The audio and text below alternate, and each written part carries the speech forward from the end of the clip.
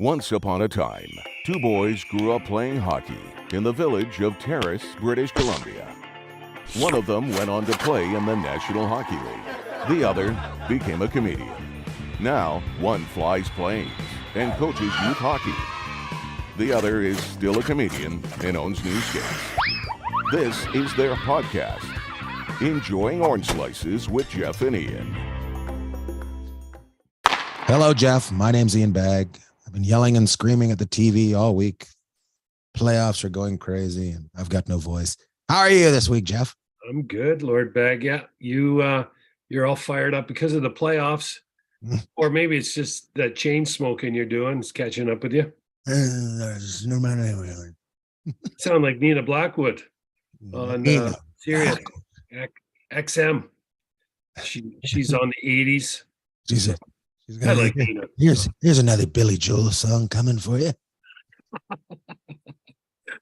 Right on.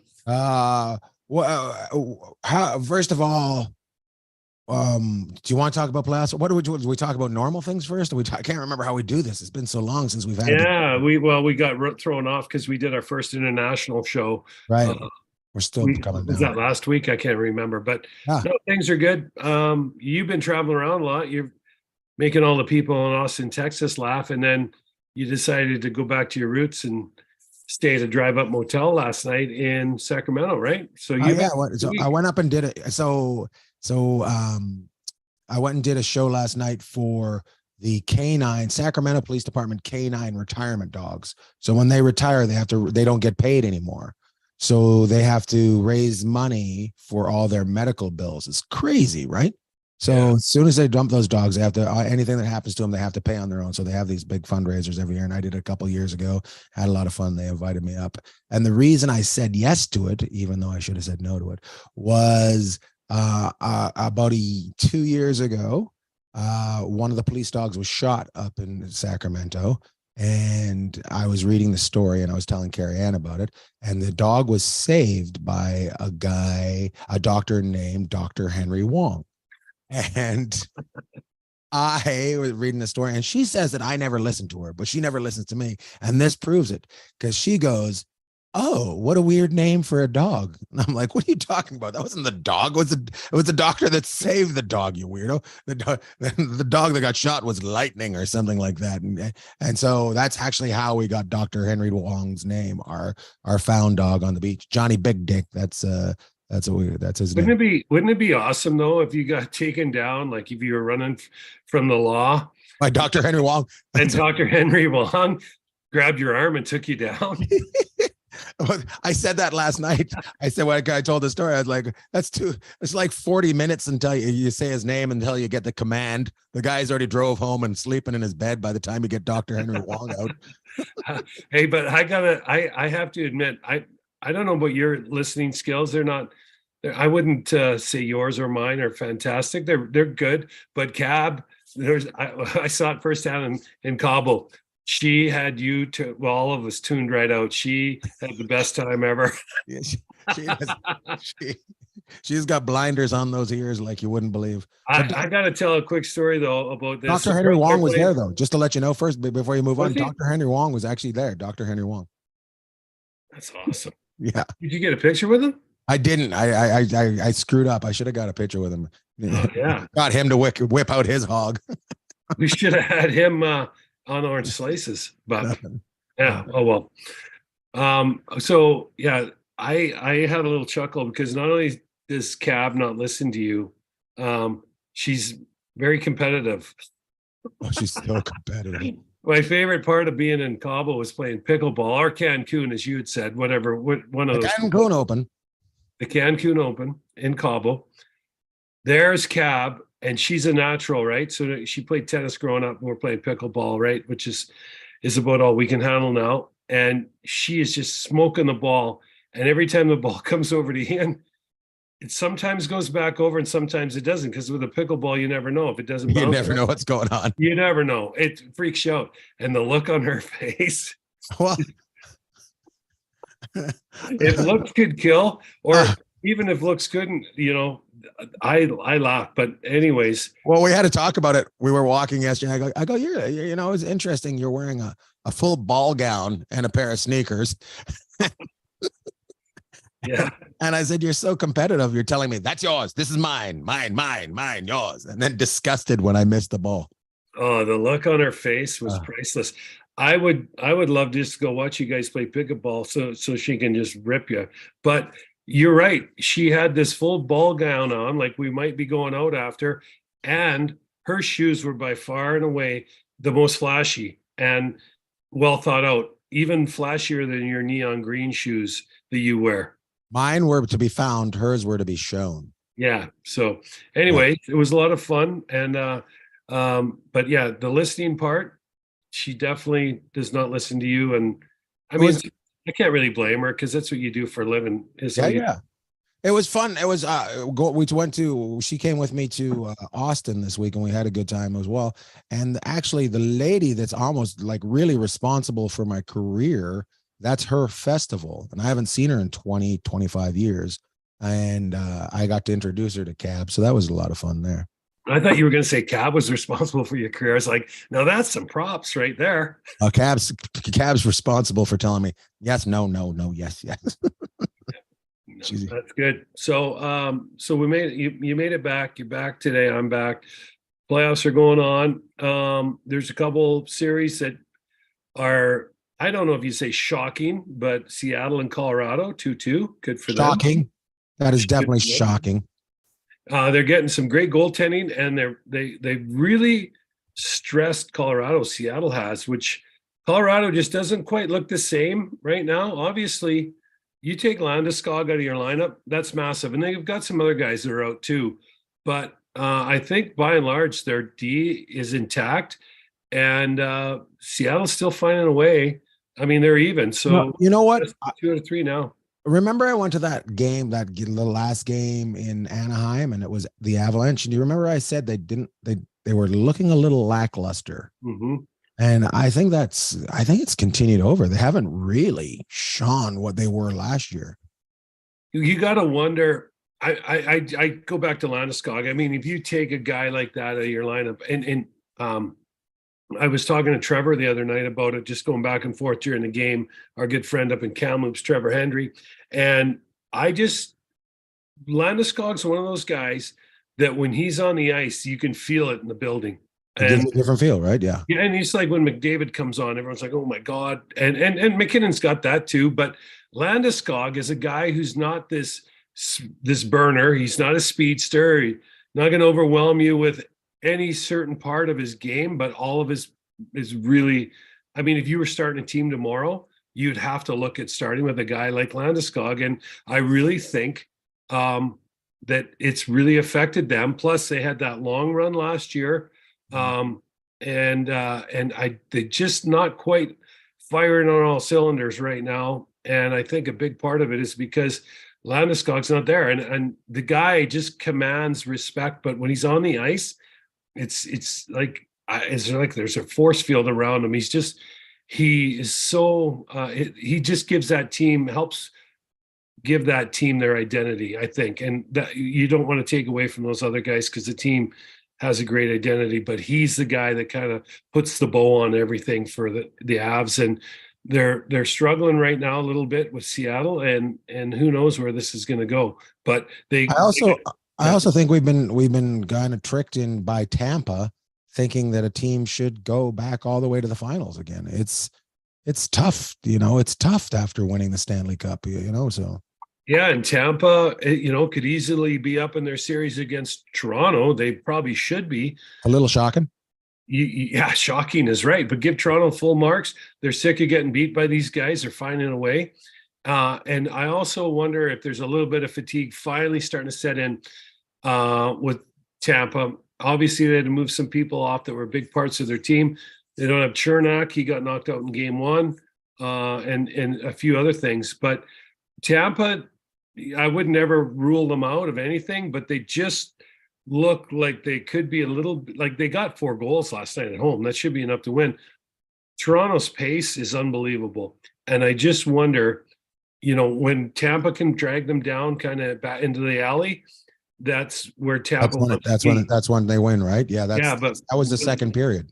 Yeah. And when they get out on the freeway, like Toronto did in the third period, Toronto blows the doors off anyone. I don't know if there's anybody that's as fast as Toronto in the league, and Edmonton's right up there. But I can tell. New Jersey's there too, but I think Toronto, top to bottom, is probably the quickest team in the league. Now they added a couple guys that aren't as fleet of foot in Achari and O'Reilly, but these guys, O'Reilly, just incredible. Like Morty talked about O'Reilly a couple weeks ago, said he's an amazing player, which he is. So he gives them an intangible that you just nobody else really has.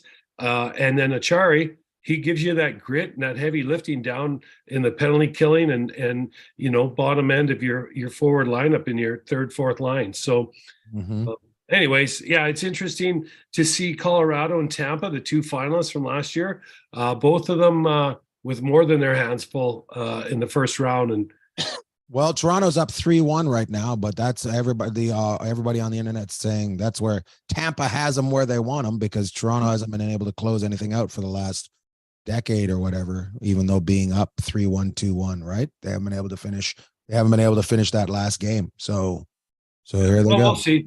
I mean, I like them a lot. I do too. You know, it's funny. Our friend Luciano Casmare, he's such a Toronto fan. He's upset after the first game, really depressed, and then back in it. And yesterday he's chirping us online. But he actually said something that is really smart. He said when all these guys, when all these games start, they say it's the beginning of a new season. The rest of the regular season means nothing. This is a new season, right? They say that. And then the first thing they do is start reading stats from the regular season. Yeah. Is it a new season or is it not a new season? Well, these guys, I don't know. Well, I think your superstars are going to take you.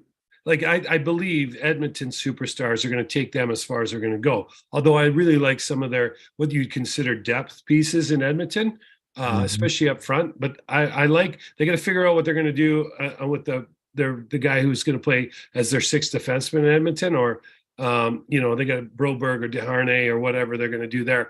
But they got to get some minutes off of Nurse. They got to probably get some minutes off Bouchard and Ekholm as they go forward. I'm not talking about 5 or 10 minutes a game. I'm talking about maybe 1 or 2, few minutes less. So they got to play Broberg or Desharnais a little bit more. And CC and Kulak are good, but your depth players are the players that usually in the end are the guys that kind of push it over the top. And last night in Toronto, they win in overtime. Kerfoot gets the winning goal on a wrist shot from the point from Giordano.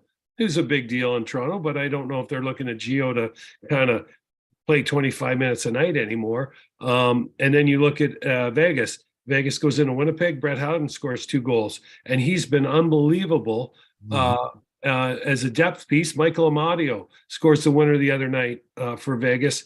And now you look at the Seattle lineup, up and down that lineup, you would consider outside of McCann that scored 40 goals this year for them, you would consider most of those guys depth pieces, really good players, but they don't have a superstar in Seattle other than Berners, but he's a young guy, and those guys are all kicking in. That's who does it in the end. The only team I don't think Toronto's getting it, everybody's getting it, but I think Edmonton's a team that, as the superstars go, and if you can, you got to keep them off the power play because they're just so deadly. That's how they're going to go because their superstars play so much. Exactly. I was a little. Winnipeg is just. I don't know. I think. Well, let's just see what happens. I mean, we both like Winnipeg. Let's just see. I mean, I like it, but I don't know. You got to win 4 games for a reason. Obviously, Vegas has taken advantage of a few things with the Jets, but we'll talk about the Jets when it's time to talk about the Jets. But once again, you got probably the best goalie in the league. He could come in and steal you one in Hellebuck. Then you take Vegas back up to Winnipeg, and then so Winnipeg's just got to focus on Thursday night. The team I think I expect a little bit more out of is the Islanders. They've kind of been running around so much that I think they've almost taken themselves off their own game, like trying to beat Carolina into the ground so much.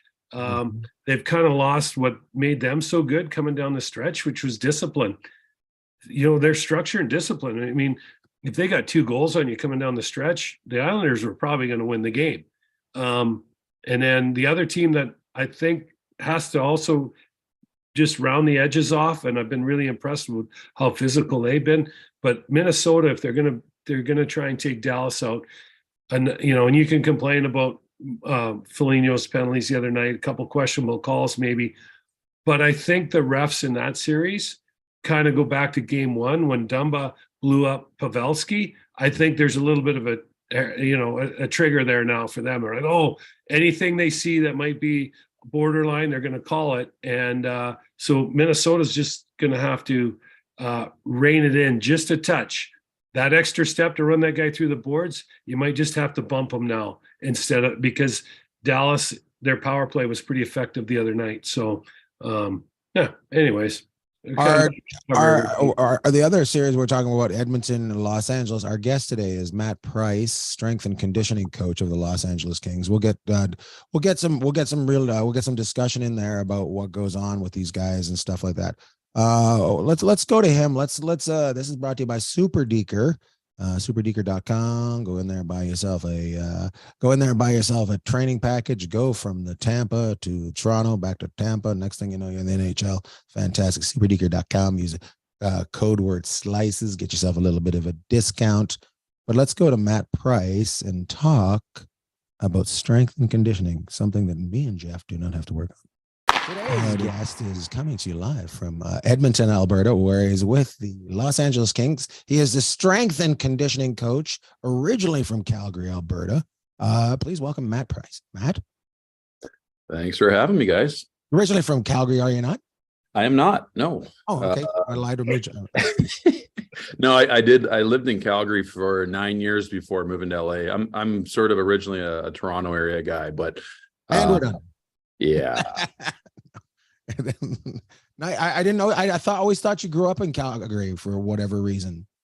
Well, I maybe I did my growing up in Calgary, but born in Toronto. Man. Yeah. How did you end up in the strength and conditioning area? Is that something you always followed? You wanted to go into? Did you go to school? How'd you do it? Yeah, no, I definitely at school. So I played hockey. I was a pretty good junior player. I was a OHL player for 4 years and went to a Leafs camp in 98. And in 98, they basically said, you're too slow. Okay, whatever. A couple of years later, ended up, playing university hockey out in Nova Scotia. I was at Acadia University, and I really didn't know what I was going to do with my life. I knew I wasn't going to be an NHL player, and I kind of got introduced to kinesiology, and I liked working out as a player. And, sort of one thing led to the next, and it sort of, this path appeared in front of me. It was like, hey, I was not good enough because of a physical deficiency, and here's an opportunity to maybe help other people, realize their dreams, and maybe I could help people through strength conditioning. And my passion was hockey. My passion was training athletes, and hey, it all came together. As far as training, was it right into hockey players, or was there other things as well? No, I was super lucky. When I finished my undergrad, I moved back home to Ontario, and I got hired at a local gym, and they had a bunch of pro guys there. And my very first summer, I literally, like the first week on the job, I had 2 NHL guys, and they kind of took to me, I think because I had a little bit of street cred, like, here's a strength coach who also played, and they're like, we trust what you're going to say. And I was like, geez, like, I don't even, I don't know what I'm going to say, but thanks for the faith. There was a guy named Darren Rumble. I don't know if you remember that name. Yeah. Darren Rumble that year ended up playing in Tampa and won a cup with Tampa. That was the 04-ish, 03-ish, something like that. Couple other guys, and actually had Brent Burns as a junior player. So the year he was drafted to Minnesota, I had him as a junior player. So that was my first summer. And so yeah, to answer your question, kind of got lucky right away, was able to work with fairly high level hockey players out of the gates. Nice. Hey, so Matt, I'm just curious, because you played in the O, so obviously your travel isn't like it is out west in the Western League or that, but you're still, it's not like college hockey where you play on the weekends and you study during the week. So And when you went to Acadia to start working on kinesiology and your degree, how many years were you there? And like, was that a little bit of an eye opener? Because we get up, we go to school and chase pucks around in the afternoon during practice, and then so it's a whole different kind of lifestyle. The OHL. I mean, you're in the OHL to try and play in the NHL or at least pro. How did you like making that transition into now I got to study, but I can still play a game I love? How did that work? Yeah, I think there's a pretty hard mental transition from going like you're really dedicated to trying to become an NHL player and you live and breathe it, and all of a sudden it's like it's not going to happen. And there was this sort of an acclimation period of sort of regrouping and realizing, okay, you're going to still play at a pretty high level. Like Canadian university hockey was extremely competitive. And you had to kind of get your gears going again in the classroom. Like, let's face it, in junior hockey, you're not exactly all A students. I was good at school, but I kind of let off the gas a little bit. And when I got to university, it was like, okay, you got to ramp up the studies. You got to, no one's telling, there's no curfews. There's no one telling you where to be and what to do. So you do have to grow up pretty quickly. And you find a groove. My first year was probably a little more challenging than it, and you find a groove where, okay, you're playing on weekends.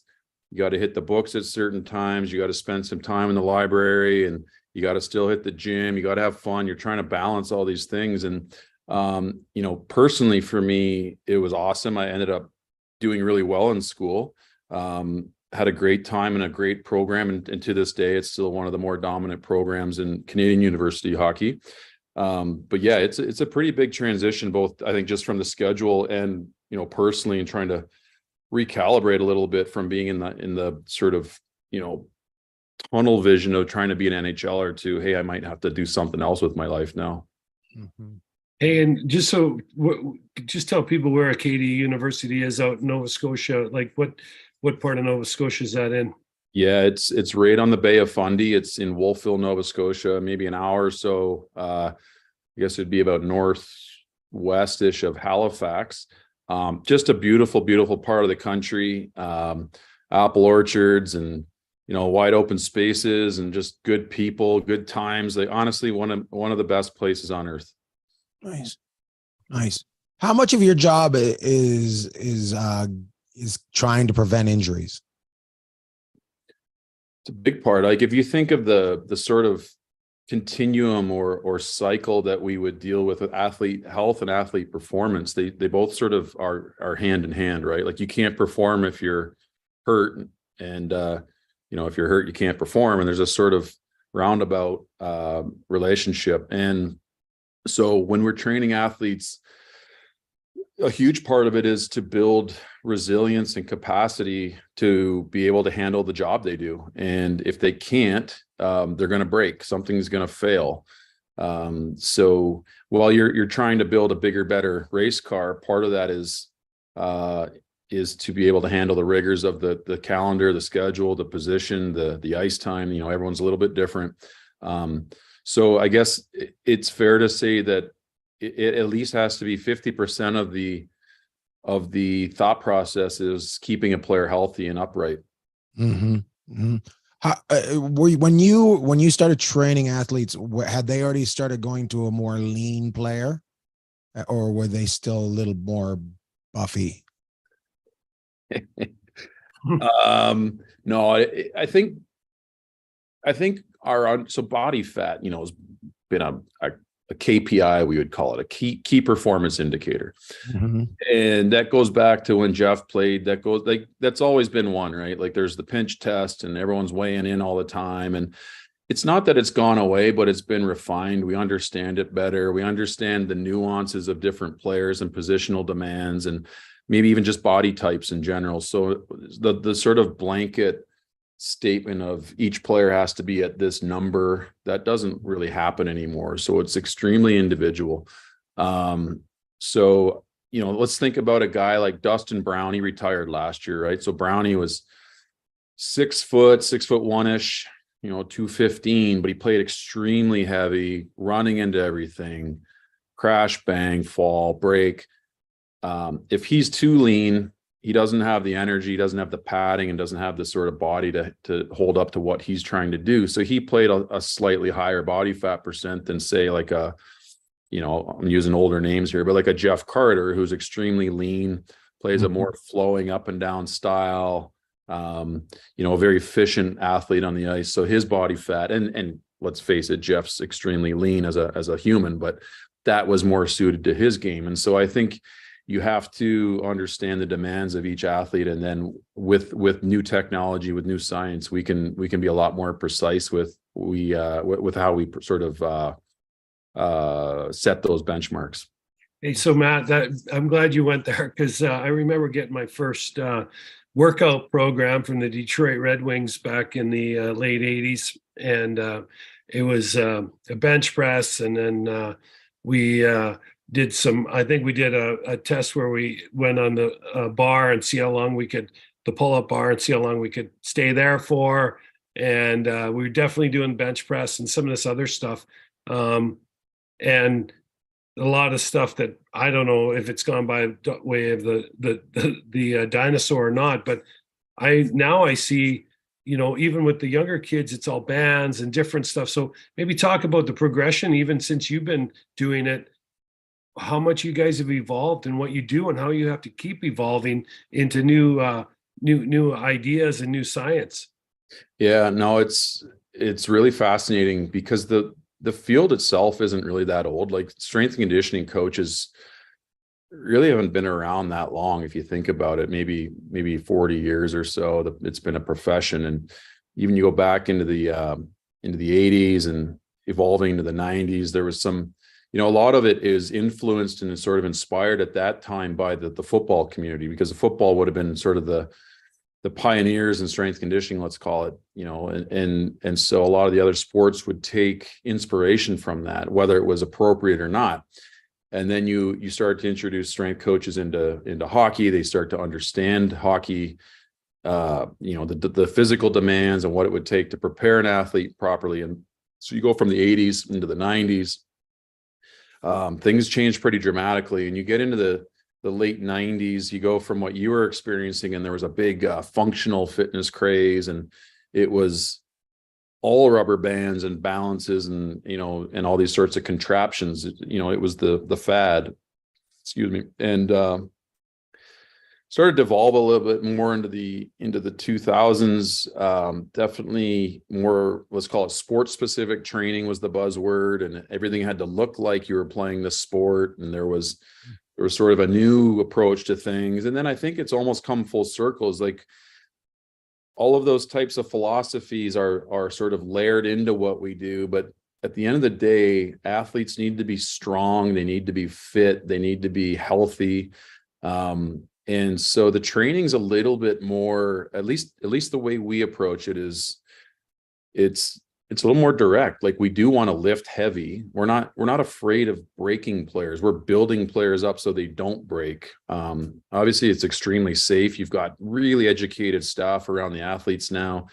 Everyone's got graduate degrees now, tons of experience. So there has been a pretty significant evolution over 40 years. I've been with the Kings now 9 years. The evolution within 9 years, just the way the sports changed, right? Like, when the Kings were winning in 12 and 14, they were the biggest, heaviest team in the league. You look now that the way the sports changed, and we're playing Connor McDavid tonight. The game is at hyper speed. Athletes need to be super fast. They need to be agile. So we can't have just these behemoths that can't move. So the emphasis is reflected in the training as well. When do you start? Where do you? Okay, let's start again. Where do you start with players? Do you start before they even draft them? Do they come to you and say, look at this player health wise or strength wise, and can you do something with them? Like, when they're even thinking about drafting them, like, is that when you start with them? Yeah, that's a great question. So in the seat I sit in, obviously with a club, we can't really do much unless they're our property, right? So where it would really begin is in the scouting stages, prior to a draft, there's some dialogue between the scouting staff and my group. And so they might show us some video of someone they're looking at, or there might be these sorts of little nuggets coming at you. And what do you think of this? Or what do you think you could do here? It really starts to peak as we get to the NHL Combine. That's usually in early June, right? That's where they bring all the top 100 prospects in, and we'll evaluate them through their fitness testing. And so they go through a full battery of tests: strength, fitness, speed, power. There's a whole battery there, and it's pretty well done. That's where we will give our sort of professional opinion on where an athlete's at and where we think they'll project.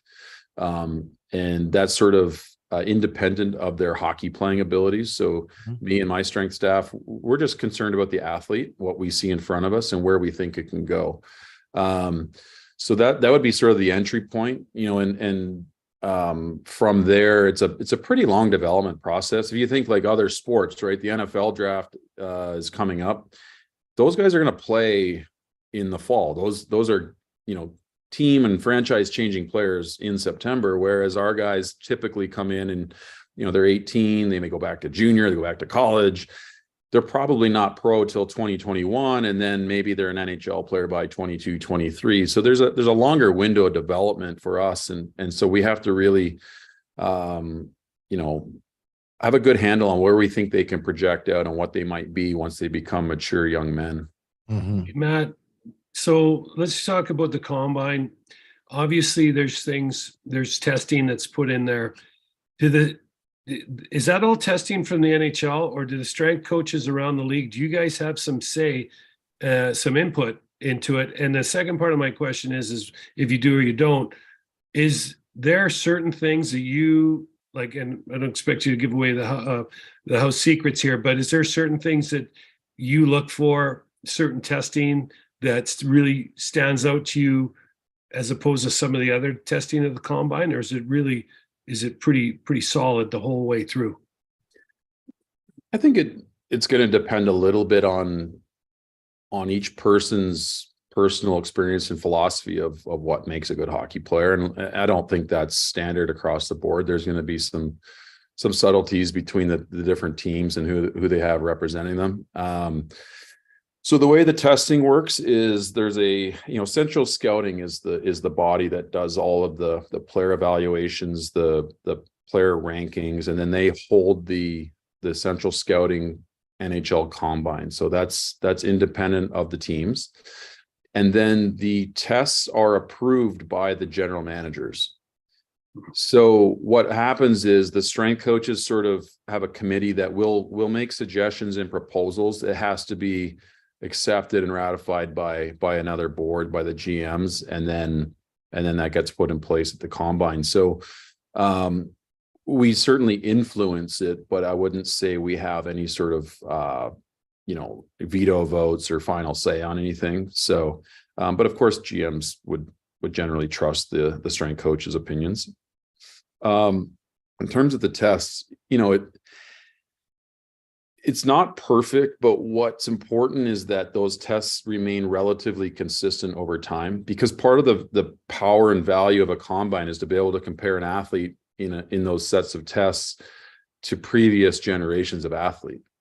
And if the tests keep changing on a whim, then you end up losing the power of the database and the ability to compare, right? So it's really important that even if we evolve or add certain pieces to the testing, that we don't lose some of the core tests. Now,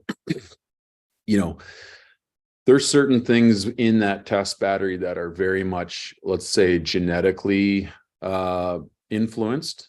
And there's certain tests that maybe are more work ethic and maturity based. So listen, a lot of the kids are underdeveloped, they're weak, they're skinny, like they're not an impressive group. They're not like the NFL Combine. These guys are absolute units. And then we get to the NHL Combine and they got the kids with the Under Armour spandex sleeveless shirts, and they're all like baggy on them, and they're kind of nervous and pasty. And you kind of want to put a hoodie on them and give them a hug and say, it's going to be okay. One day you'll grow up. But it's not a real impressive group, and that's not to knock them. They're young and they're underdeveloped.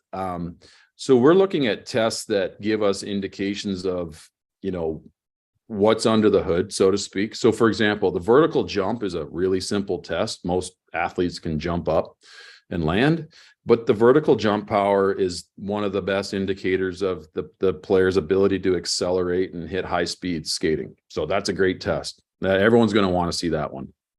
Is that yep. explosivity? Is that what it is? That is the scientific term, I believe, is explosivity. Yeah, I'm a scientist. Yeah, so explosivity on the jumps, endurability on the bike. So obviously VO2 max, wind gate, these are staples in athlete testing. Is VO2 max the be all and end all? No, but it's got a high genetic correlation, so we can kind of tell what engine the athlete's going to have, what kind of gas tank they're going to have. VO2 max is great because a bigger VO2 max tells us that the athlete has a bigger capacity to train. You want someone who can train more to get better at their sport. So it's not necessarily that the VO2 max is making you good at your sport, it's that it's allowing you to get better at your sport, if that makes sense. Yeah. Jeff, I'm sure at some point in your playing career you had to do a wind gate, right? The 30 second, right? So everyone dreads the wind gate, the worst 30 seconds on earth. Yep. There's some interesting things that come out of that test. Of course, there's all of the output numbers, and you're getting peak power and you're getting fatigue index and all these sorts of different things that come out of it. But what you see is the fight in the athlete, right? Does someone fold up shop halfway through? Does someone or are they, it doesn't matter. They're out of the gas and they're doing everything possible to turn the pedals. They're fighting like hell to the finish line. There's little things you see in that test that have nothing to do with numbers. And I think those are other little nuggets that we're trying to glean, like an athlete's willingness to just compete and battle and put themselves through hell to get a job done. So I think those are really important things. And the rest of it, I think, is sort of up to the team. I don't think there's anything there that's really going to reveal the next superstar. Like, they're all the best players in the world. They're the top 100. So for me personally, I like to see players that don't do really well on the tests. It's kind of the opposite. Like, if they're not going to play in the NHL next year, give me a guy who's pretty good at hockey, but not really good in the gym, and we'll fix that part. So it's kind of a different way of thinking about it, I guess. That's interesting. Hey, do you ever take any of those, just kind of changing, just moving it to the ice here? Do you watch these kids and then all of a sudden now they're an LA King, right? Now they're an LA King, they've been drafted and you get them. Do you take what you see? Like, I mean, it's got to correlate from the gym onto the ice. So that's got to be almost like a fine tooth comb sometimes, where you're trying to tweak this or tweak that, maybe off the ice, to be able to get them to get that extra half step or whatever it is, to create separation on the ice. Are you on the ice with the team at all? Like, how much are you on the ice, or how much are you taking that from the gym and going, okay, let's see, this is what we're going to do today, and see how we're evolving, how we're progressing? Yeah, this is a great question, because it's something that's relatively new in our program, but COVID sort of presented different opportunities. And let's be really clear here. So within the NHL collective bargaining agreement, there's some pretty clear rules around what you can and can't do in the off season. So as a team coach, there's some restrictions, let's call it. So everything a player does is voluntary. Now in LA, we got a lot of players that like to stick around in the summer, and a lot of players that are very willing to do certain things that, they need to give us permission to do. And part of it is we take our athletes on the ice twice a week, and we do our training on the ice. And what we really emphasize is acceleration and speed. So acceleration is critical, right? That's that first step, or we're really looking at the first few steps. And we train the athletes on the ice. We use, specialized equipment. We have obviously a fairly detailed program. We look at linear acceleration, we look at max speed skating, we look at change of direction. And so that becomes sort of the emphasis of the program later in the summer. So if you think about it, I mean, you used to work out, I used to work out to get better at hockey, but it was like, I'll do back squats to get faster, and then I'll go on the ice and play hockey. And you're like, I don't know if I got any faster, but I did squats. So my squats got stronger. And then I don't know if I was any faster in the game. There's this like sort of disconnect between these two activities. And what we've really worked hard is to sort of bridge the gap there, is take let's call it the squat to the resisted sprinting program on the ice to, hey, now this guy looks like he's skating faster in a game, or because there's actual technology tracking these guys, they are skating faster in the game. I mean, in an ideal world, that's a nice, 3-step process. Of course, if they're not getting faster, we also have the technology and the data to say, okay, it didn't work. We can go back to step 1, iterate on our training program, maybe tweak a few things, go back through those steps, and then see if that doesn't help us get faster. So with the advent of science and technology and more specialized staff, we're able to work through those progressions of training and ultimately affect them on the ice. And it's exactly what you're saying. So we're on the ice through the off season. We don't get a lot on the ice a lot in the in season. It's a totally different scene. But I think to the spirit of your question is, yeah, we are bridging that gap. We're on the ice twice a week of a 5-week or a 5-day training program. So Monday to Friday, we're on twice a week. Where are you during the game? Like, are you at the press a lot box? of pacing? Yeah, I occasionally go to the press box. I often sit with the video coach just because he's got monitors up and we're kind of just, in the background watching the monitors. It kind of depends on the rink, but it's generally in the locker room area. So in LA, for example, we have our players lounge. We'll watch in there often, or we have a giant like 80-inch monitor that has like an arena cam, so we can watch almost like a press box view. Mm-hmm. Some rinks you're stuck just watching TV, like you're not really in the action, so to speak. Occasionally I'll go upstairs and watch in the press box. I think what's important, and I don't know if you have a follow-up to this, but my sort of view of our presence at the game is that our job is to help improve performance. Right. And it's important to watch them perform. And if you're watching on TV, which it's just what it is sometimes, you don't see plays develop. You don't see what's happening outside of the camera shot. But when you get to watch them from the press box, there's things you can see as they physically perform that can alter your opinion, enhance your opinion, change your view, and you see them perform in a new light. And it certainly affects the way we think of their training program, or maybe what we need to focus on, in the coming off seasons. My follow-up question for that was, I'm curious about nutrition during the game. Mm-hmm. Do you notice them and maybe say, get this into your body? Like, do you do anything like that? Yes and no. So we're around, in my position now, we have our head strength coach is a guy named Trent Fry. We have an assistant strength coach is John Odgers, and our head dietitian is Carrie Oliver. So we have a little small army of people that are sort of troubleshooting this stuff. And of course, the staff are around, and a guy has I'm feeling this, or I'm hungry, what should I eat? Like they don't want to make decisions in the moment. So they come in between periods. They've got questions. They just want an answer. Like they really just, they don't want to have to think. So we're there to sort of help them guide through that. Now, in terms of like the nutrition side, like, listen, there's food everywhere. There's every type of snack, gel, gummy, all the different hydration options that you could think of. We do a pretty, I think, good job in the playoffs. It's an all hands on deck sort of approach. So our dietitian's here with us. As soon as the players go on the ice for the first period, she's in the locker room preparing all of the intermission recovery stuff. So she has individual recovery drinks for each guy. She's blending up different things. Wow.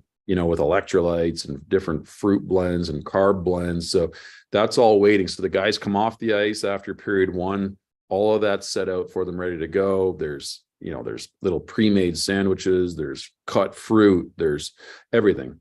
And then it's the same. So we prepare on this sort of theme in the playoffs. We prepare as if we're going to go to triple overtime every night.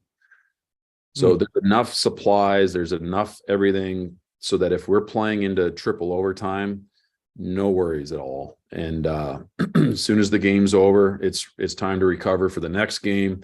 There's an individual recovery drink waiting for each guy. It's got their number on the cup. It's and she writes on it what's been blended into their recovery drink. So it becomes pretty specific at this point. Let's be honest though, 82 games, it's hard to do that every single night, and guys aren't that into it. Like, it's a grind. But playoffs, it's anything you can do, any edge you can get, and you're willing to go above and beyond to support them. So, Matt, just getting back to what you do, because you guys are there for anything that's needed, whether it's denier or just some support, or maybe something else a player can do in between periods. But the big thing is, you talked about it. I mean, what's it? 3 out of the 4 games so far in the series with Edmonton have gone to overtime. And so I'm interested to know, because you guys, where the rubber meets the road for you guys too, is helping get these guys recovered and get them back ready to go the next day. I mean, you can have meals and drinks and all that, but how much are you doing with them after the game, and say on a day off, like yesterday, you guys played an overtime game on, let's see, today's Tuesday. So you played overtime game Sunday night, flew to Edmonton on Monday, right? So, I mean, that's a 3-hour flight around there.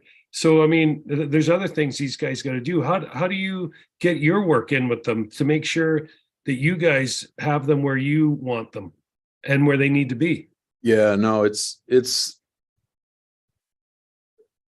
there's a lot that goes into it. So it basically, the clock starts ticking, right? They score the goal in overtime, game's over. Now the clock's ticking until 7:50 tonight, puck drop. You have whatever, let's call it 48 hours to get through this. They don't need to feel good yesterday morning. They need to feel good tonight. So as soon as the game's over, it's hydration, nutrition. We weigh our athletes in and out, so we know how much water they've lost. If anyone's lost too much water, so we'll flag that out. They'll be sort of approached and handled a little bit more hands-on with the dietitians. So there's that component. Obviously the nutrition part, the refueling, the rehydrating. There's sort of a passive element. So with the medical guys, it might be, when I say passive, they're going to be getting massage. There's going to be different treatment. I mean, just even ice bags, right? That's part of the recovery process. They're in the cold tubs. There's a couple guys on a stationary bike doing a little bit of a flush. So there's different elements that'll go into that acute phase, like immediately after the game.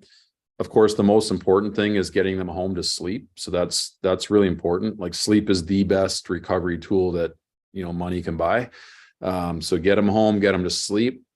Hopefully how it is. They're flying high after a game, just wired. So it's really hard to fall asleep after, even as a staff member. Like on Sunday night, I was just a ball of stress, and you're just wound up, and it's hard to really enjoy it. But get them home to sleep, and we get up Monday. Monday we bring the athletes into the rink. So the Oilers, I know they flew out about 30 minutes before us, and we brought our guys in and just did like a sort of a recovery style workout, a lot of mobility, and just kind of getting them moving a little bit, extremely low level. They get a couple good meals in them. Again, more hydration, more nutrition, more treatment. Medical guys are really obviously heavily involved in the postseason. It's sort of a it could be a little bit of a mash unit down there sometimes. So making sure everyone's got their various bumps and bruises taken care of. So both teams flew yesterday. Let's call it approximately the same time. Long flight, three plus hours, lose an hour. We got to the hotel around 5 o'clock for a 6 o'clock team meal. So they're getting in, getting home, and doing their thing. So again, a good meal. Clock's ticking. Good night's sleep last night. Most guys should have slept fairly well. And then up today, and a good up tempo morning skate, and everyone's getting it dialed in and making sure everything's all systems go here for tonight. Nice. We've got a couple more minutes with you before you have to get back to work. On the recovery side, those things that I don't know what they're called, but they come all the way up your legs and they inflate and then they deflate. Those things actually work. They do, yeah. So can you describe and tell us what they are for people that have never I seen think you did a hell of a job, Ian. Oh, okay, good. They come up your legs and they inflate. Also, water wings. leg water wings. Yeah, so the fancy term for that is intermittent pneumatic compression. So my nickname in high school. Yeah. It was a hell of a nickname. So you pull these things over your legs, and they're, I think from the foot all the way up to the upper thigh, there's different air chambers, right? And this machine will fill the chambers in sequence, compressing the legs, passively moving blood and lymph throughout the system, pushing it back up to the heart. And it's a passive form of recovery. So if you think about riding a stationary bike, that would be an active form, sort of similar. There's some light muscle contraction, blood flow. Burns a little bit of calories, but not much. We'll use both passive and active forms of recovery. So passive's great when a guy's totally depleted, right? Like he doesn't want to get on a bike. Just lie there, let the leg garments do this work, and they work extremely effectively. And so, these types of things that are relatively new, I mean, those have been around now for probably 15 years or so, but yeah, to answer your question, pretty effective. Pretty effective, huh? Okay, so Matt, before you go, I have one last question, just kind of off. This is a personal question. So I've been maligned about my skating on this podcast many times, and you said that your skating wasn't good enough. With what you know today and who you are today, could you go back and help young Matt be a better skater and be ready to go and play with the tools you have in your toolbox? Could you get young Matt to the NHL today, or make a marked difference in his skating?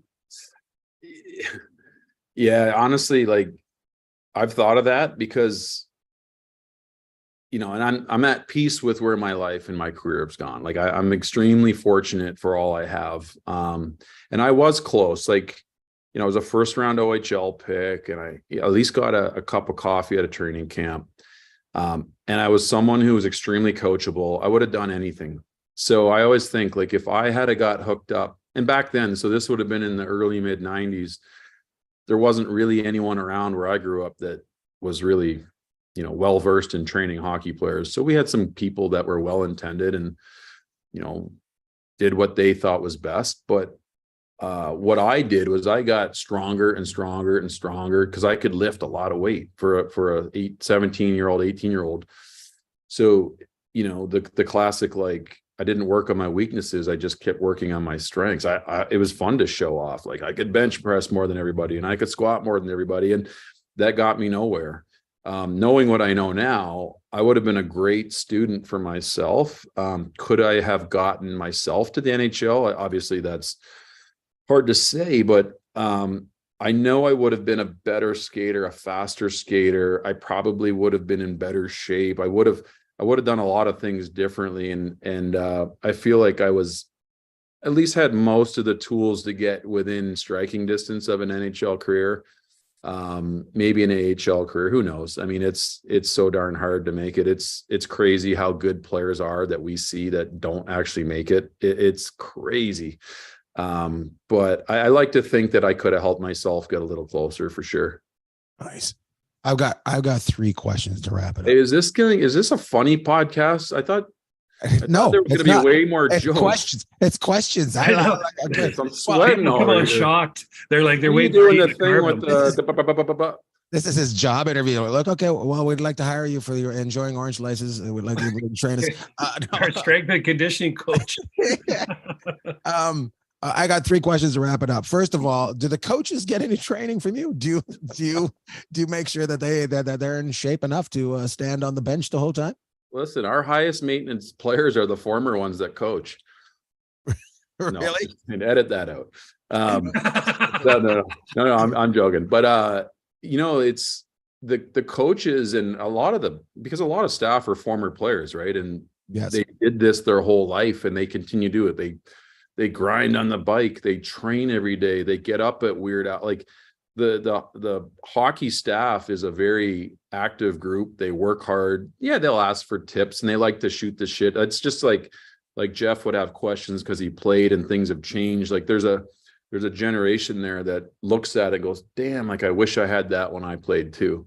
Mhm. We've got a broadcaster, guy named Daryl Evans who played, Daryl's an icon in LA, but Daryl still works out like he's 18 years old. He trains so hard and he just, he's enamored and sort of intrigued by all of this stuff. And I think you see that from a lot of the coaches and the different staff that, they've all had experiences with strength conditioning. So it's of interest to them for sure. Well, I said I have 3 questions. So the second one is, even though you didn't make it to the NHL, you kind of did, and your careers definitely lasted longer than you would have in the NHL. So you did make it to the NHL. So you've got to be pretty proud of yourself for the way you took it and went with it. I like I said just a few minutes ago, extremely fortunate and No, I said proud and grateful, proud. It was, when I realized I wasn't going to be a player in the NHL, there was a little down period, but when I stumbled into this career path and someone said, hockey teams have strength coaches, I was like, oh my God, that's what I want to do. Right. And that was it. So I took a little bit of a circuitous path to get here, put my time in. I worked in another sport for a long time, and did a lot of really cool things to prepare myself for this challenge. And even still, there's only today there was, there's 32 jobs. So right. Just to get in and to get a foothold and to stick around for as long as I have, I'm like I said, I am proud, and it's amazing. It's such a cool life to live, and I have a son now who he's starting to understand that daddy goes to work a lot, and he told his buddies the other day that daddy lives at work, so that wasn't that cool. So maybe that's the true tell. You made the NHL, you're never home.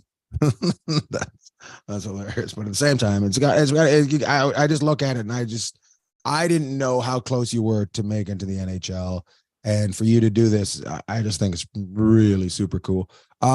Question for you: I know you have an NHL contract, but are you allowed to work with other players during the off season, or is that a no? Like as a general thing, it's permission based. So if your boss says yes, then you can. If your boss says no, then you can't. I don't. I think our boss is sort of on a case by case. So for example, we have a lot of former Kings that still live in LA, and they'll come and train with us or our staff and even come into our facilities. So I guess in a sense, we do train other NHL players, but for the most part, I don't. And just probably case by case of what each team decides is okay or not. Nice. Are you thinking of someone? Yeah, I'm trying to get some extra work. I need to get you some paintings from behind you. There's a fancy hotel room. Listen, I'm acutely aware of lighting. So there's a window here. I was trying to get the good side lit up. Good for you. But there's a shadow right there, I'm not. I'm horrible at lighting up a room. You should do this. You should, in every hotel room that has a picture, a small picture, you should take and photocopy yourself and put yourself in that picture and see if anybody ever notices. There's a couple around the world that have me in them. Yeah, listen, you didn't want to see the bed. Like you had to think this one through. So the curtains was the best option. Good for you. I love it. Well, I appreciate you coming on. Have fun in Edmonton tonight. And by the way, Jeff hasn't been to that Edmonton building. I have. Is that the stupidest owner's box in the whole NHL? It looks like a nightclub. It does. It's so stupid. It looks like a 1-bedroom apartment hanging off the side of the building is what it looks like. It's so stupid. Yeah. There might be one that compares in Denver. I don't know if you've been to the Pepsi or Ball Arena, it's called now, but the owner there built a like a full condo onto the side of it. And he can kind of, I don't know, go to bed if he's bored or something, but That's how much he likes hockey. Go look at the Rockies. Yeah. No, it's a beautiful rink. The fans are nuts. It's super intense. It's fun. Like the playoffs is what it's all about. We got a hell of a rivalry going with this team. Pretty great. I mean, you couldn't ask for a bigger challenge for our team. Like the two players they have leading the charges are as good as it gets. And, we've got some guys that are doing a pretty good job of containing them and making sure that we're right in the thick of it here. And yeah, it's a big one tonight. We're down to a best 2 out of 3. And I don't think I'm going to be able to nap. I'm sweating sitting here all nervous, but yeah. Don't be nervous. It's just me and Jeff. Well, it does kind of suck though, doesn't it, Matt? Because back in the day you could get on the ice and then you're good. But when you are not participating, and the coaches, I'm sure, on both sides are nervous, and everybody around is nervous, and Yeah.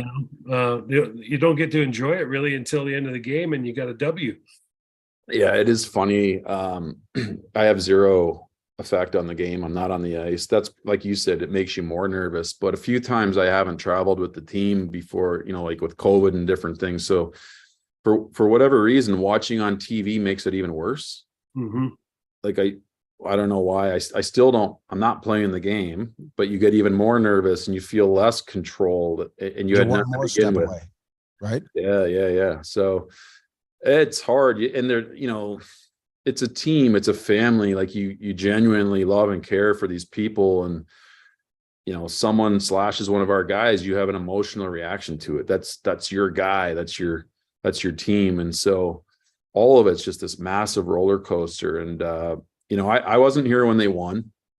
A lot of our staff that won is still here. So it's a pretty experienced veteran staff, but it is I think my 4th time in the playoffs, and you learn every year, like the emotions are so extreme that you learn to be a little bit more even keel, to roll with it, that things can change very quickly. Like you can, last year we lost 6-0 and 8-2 in back-to-back games. The world was coming to an end, but then game 4, we win 5-0 and all of a sudden the world's okay.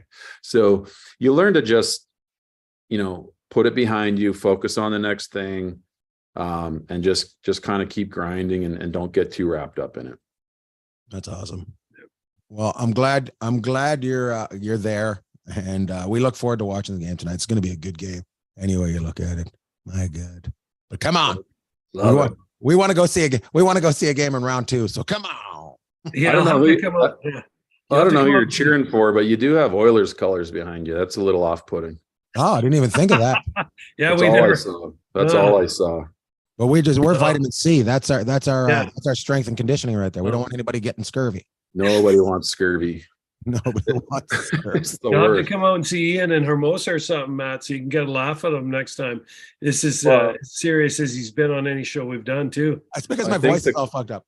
Is the club open again? Like we're Yes. ready for a good Tuesday night out there. Well, I actually have had two. I've had 2, but you guys have been on the road, so I haven't been able to have you out. So, or you've been playing. And the next one's May 11th, and I expect you guys to still be in the playoffs. So, we'll get you out though. We'll get you out. And by the way, I want to put that on a t-shirt. Nobody wants scurvy. The worst. On the back, it says it's the worst. Well, we never really identified these colors with any team in the NHL before, so thanks, Matt. Because we're both such Edmonton lovers. You just alienated 30 other teams, maybe the Islanders fans now, but you guys have just literally alienated the entire fan base of this show. Well, we do have a buddy out in the island, so we could go with that, with those colors. But yeah, we'll have to change them. We bring you on for good talk about strength and conditioning, and we end up getting chirped about our logo. Wouldn't be a hockey show without chirping, boys. No. If one person isn't crying, it wasn't a hockey game. We chirp you because we love you. Absolutely. Yes. I love it. Well, we appreciate you, bud. Thanks, Matt. All right. Appreciate you guys. Thanks for having me on. Oh, Jeff, that was another good interview brought to you by Heady Gear, headygear.com. Go in there, get yourself a backpack, put your swag on it, and get yourself a little bit of a discount. Use BAG, headygear.com from Brett Hedican, NHL Stanley Cup champion. Anyway. Yeah, Matty's great. I mean, so he played in OHL, I played in WHL, similar leagues, obviously not as much travel out there, but for him to make the transition to the college life and study like he did, and then get himself into the NHL and just kind of start working with these players. I mean, what a great story, but so knowledgeable and like stuff that he talked about that you would never think about. Like it's totally kind of a behind the scenes of what goes on. You know, well, I hope this kind of brings up to people how many careers are in the NHL, and you don't just have to be a player. There's like so many careers out there in the NHL, and you know, you just because you don't make it as a player doesn't mean you have to give up completely, you know? So, no, he and you can tell how passionate he is. And he's a little intense. Huh?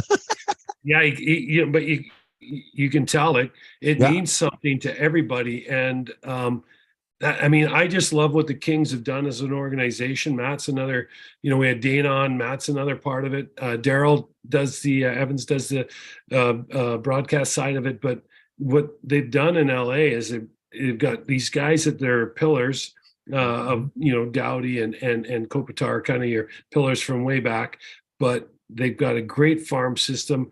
They've brought some great pieces in, Danault, Fiala. They've got a young D, they brought in Corpusello. Like they've really, everything they're doing there is well, obviously just like every other team with one goal to win it all. But there's a lot of class with that organization, and you can tell they've all bought in, and that's how you're going to get to the promised land. So everybody buying in, right? Yeah, it's pretty cool.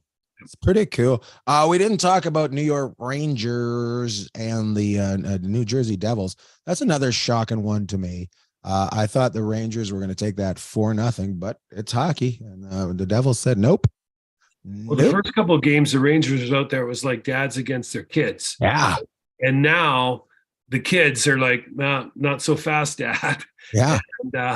And you know, you can see these young New Jersey Devil stars grow right in front of your eyes. Jack Hughes, I mean, he's got the puck all night in a stick. You've got Bratt, who's an unbelievable player. He sure is a great player. You know, they're getting really good goaltending from this young kid named Schmidt. So, the Rangers really have everything, but the Devils made the Rangers kind of look a little bit slower the last couple of games, and the Rangers couldn't get to their game. So yeah, that series is amazing, and all the road games have been won by the road team. So the road games 30 miles from each other. Yeah, and that's something we talked about a while ago. But so just to back up a bit, Matt. And it's the same in the Winnipeg Vegas series, Edmonton, LA, Winnipeg, Vegas. These guys are flying 3+ hours to get up to these places. New Jersey's driving over the Lincoln Tunnel. Through the Lincoln Tunnel. Yeah, through the Lincoln Tunnel at probably 3:30, 4 o'clock in the afternoon. Yeah. To go and play that night.